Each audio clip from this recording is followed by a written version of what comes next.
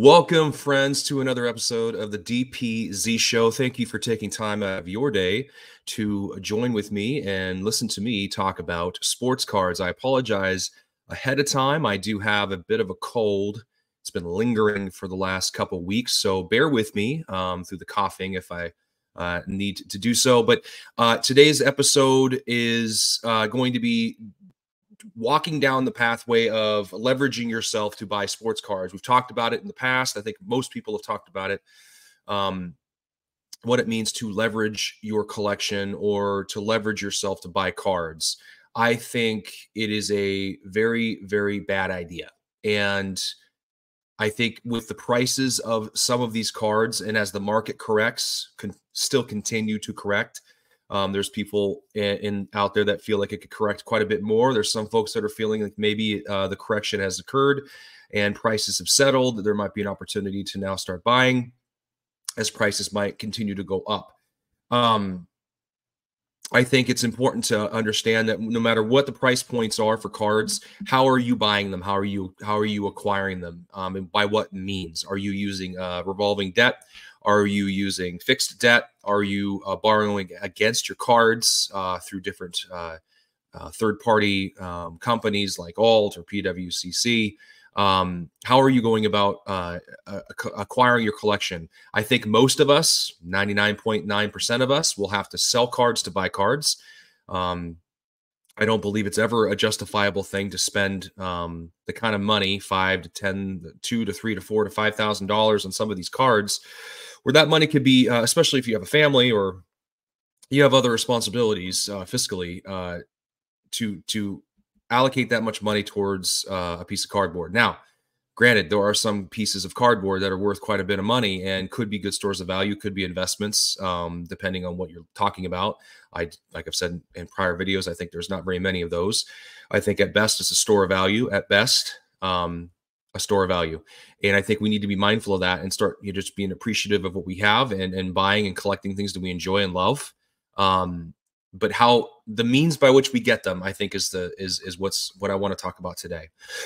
So thinking about that, yeah, I had a conversation. I will not reveal the source of this conversation, and because that person wanted to remain anonymous, but it is a person that is within hobby circles. It has been collecting for many, many years, worked for many different companies, and has seen firsthand how this was played out, and basically where the sausage is made, so to speak, and understands the positioning that a lot of collectors are in, and over the past few years have gotten into and gotten out of, and sometimes made very poor decisions on how to acquire and how they acquire their cards. I think it was quite alarming to me in this conversation that we had that he alluded to that most collectors, a lot of collectors, are in debt buying a lot of the cards that they have. There are a few that are not. I think folks that might have been in the hobby well before the boom, set up pretty nicely, saw a lot of their collection go up in value, might have sold into strength at that point, and had capital on the sidelines waiting to deploy into buying more cards or into short-term instruments, CDs, time deposits, bonds, funds, things like that. I think there's opportunities for that. But I think some folks might have taken some of that money and redeployed it into the market. Hopefully not at the peak, but I think people were still buying and selling in the last few years. And most folks are probably using some of the capital from those cards to buy into the bigger cards, or vice versa. Or maybe folks were buying cards throughout the whole last few years and have consolidated all the way through as time has gone on. They've taken, okay, I'm not into this card as much as I thought I would be. I've changed my mind. Collectors do that. And they take those cards now and they I'm going to sell these cards in order to acquire, said card that now I want, or I'm going to start PCing a certain player, or I've been PCing a player, or I want to PC a player.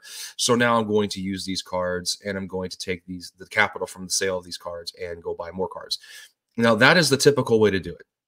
I think most of us do that. And I think that's a healthy way to do it. Now, sometimes you're making an offer on a card. Again, I always like giving credit where credit's due. I listened to an episode of my friend Chris Hoge and Josh on the crossover recently, and Chris was alluding to the dilemma you have when you're trying to buy a card and trying to make an offer on a card, and you have to free up the capital to do so, but you don't want to sell those cards before the offer is accepted, or you've come across an agreement on what the price should be. So you almost have to make that transaction happen, or consummate that transaction before you can then move on and sell the cards that you need to pay for that. That happens a lot. And it's a little risky because now you're going to have to front load that somewhere and then go sell these cards and then pay it off. And typical thing that happens most of the time, you're fine because you can liquidate, pay off, and move on. Now you have the card you want. You found it at a good price. You negotiated it, however you want to look at that. That's a typical way to do it. And I don't think that's necessarily a bad thing at all. I think it's kind of what we have to do sometimes. You have almost like having an operating line of credit to get the card, go sell, pay off, move on. Very typical. What I'm talking about is just leveraging up and having debt that's accumulated because of the cards that are accumulated. I think that is where you want to be careful, because then you start digging yourself into a hole. And once you dig yourself into that hole, it's hard to get out of. And you can start compounding that, going, well, I'm already here. I might as well just tack on an extra 2 or 3 here, 2 or 3 here, 4 or 5 here, whatever it may be. I'm talking thousands or hundreds. You tell me. Everybody has a different gauge in what, with the playground that they're playing in, the sandbox that they're playing in, when it comes to capital and money and cash and what they're comfortable with. But either way, you can still build that up quite a bit. If you don't have a way of getting out of that, if you don't have a secure job, if you don't have a situation where you feel confident, if you don't, things could happen in life. You want to have that rainy day fund. You want to have, a lot of folks say, and as a banker, I will tell you, as a former mortgage lender as well, you want to have at least 6 months of your principal and interest. If you have a rental, same thing. You want to tack that on, add that up. You want to have at least 6 months of those. And that from an underwriting standpoint, that's what they look for. At least 6 months. I like the way on the confident or the more conservative side. You should have 12 months of just that number. I think you should have about 6 to 8 months of your living expenses, meaning how much it costs to live, to buy the groceries, to pay for all the bills, the things that you need. Obviously, in the event that, say, you just weren't working any longer, or your spouse wasn't working any longer, now you needed to take care of your family. You needed to feed them, clothe them, shelter them. Those are things that are important. So cards are not going to shelter your family, right? I think everybody knows that. I'm not saying anything that's eye-opening or it's not. This isn't the first time someone's heard this being said.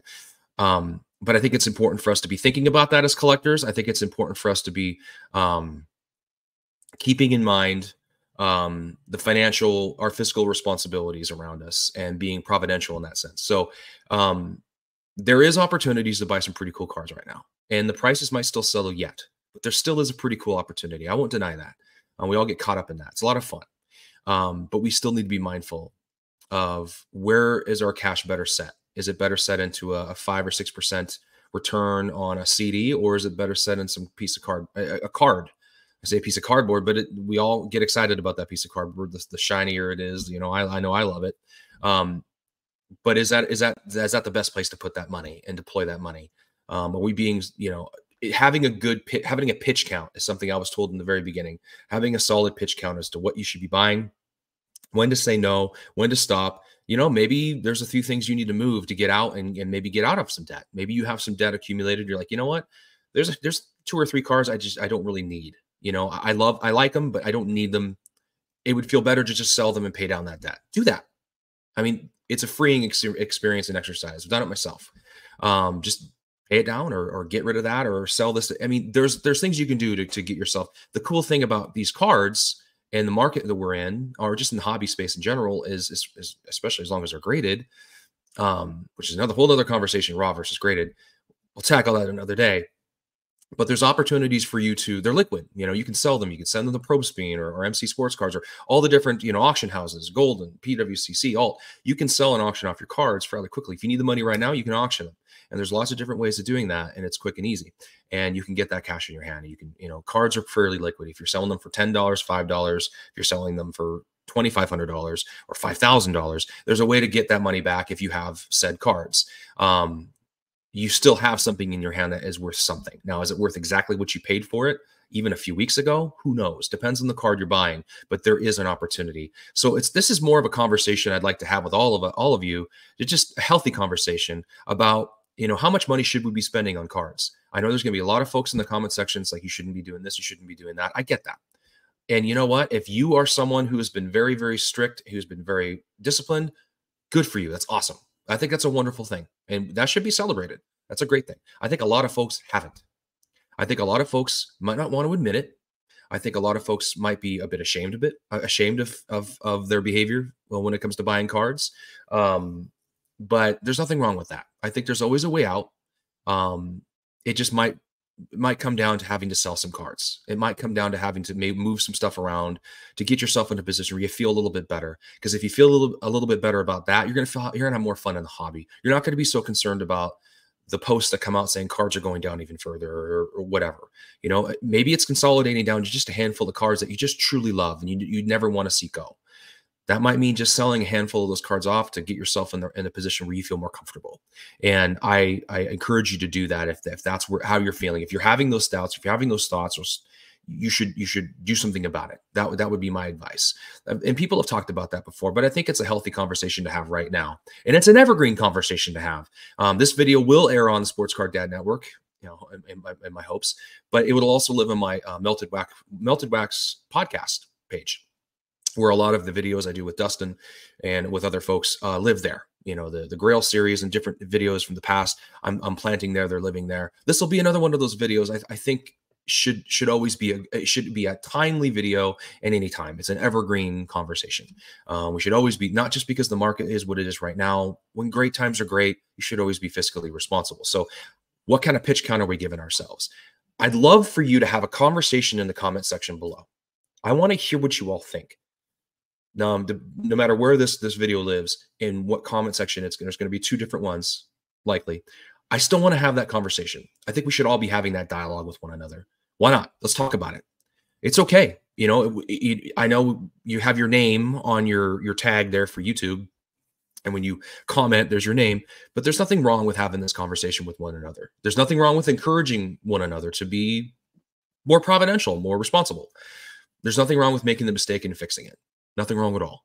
And this is a good spot, a good place, a place of shouldn't be a place of judgment. And if you want to come into the comment section hot and getting after everybody, don't. I mean, if you want to do it, fine. I mean, it's a free world, do whatever you want, but that's not going to be helpful for other people that might be on that fence of going, you know, should I be doing this? Should I be rethinking? Coming in there making people feel guilty is just not the way. So I think, you know, let's let the comment section be an open forum, healthy conversation, a place where we can encourage one another. I think usually comment sections are a place where people just, I mean, I'd like to say some of the comment sections that I've seen in my videos, at least, have been great comment sections. A lot of great people having great conversations. So I have a lot of high hopes for the comment section for this video. I hope that it's helpful. I hope this conversation just spurs another conversation. I think a lot of the time when we're talking out loud about sports cards like this, there's nothing new. There's no revelation that's happening here. It's nothing groundbreaking. Okay.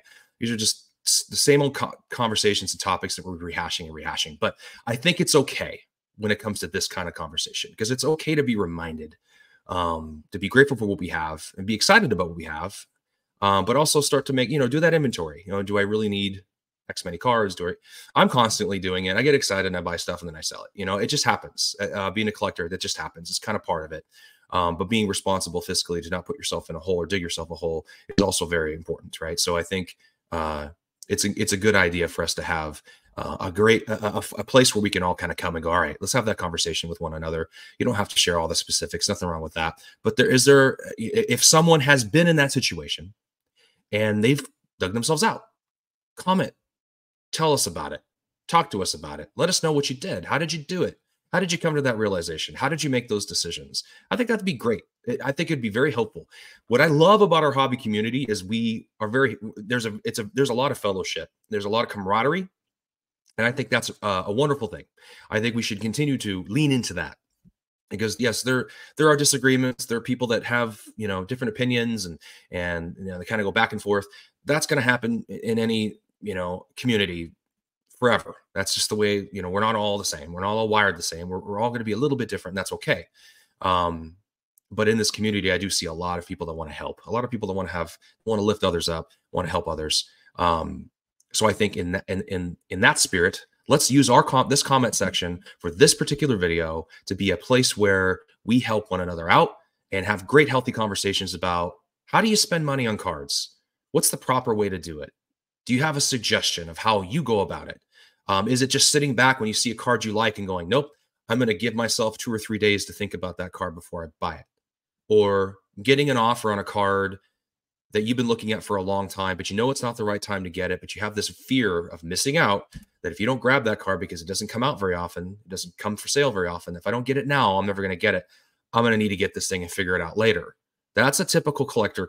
I feel like that's a typical feeling a collector will have when they see a card for sale. Happens to all of us.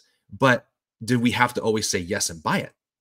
I don't think we do. And exercising that discipline is kind of, there's a freedom in that. There's something that happens when you do that. It's freeing, and explore that feeling and try that out. You know, I know it's not easy sometimes. Or are we caught up in the moment?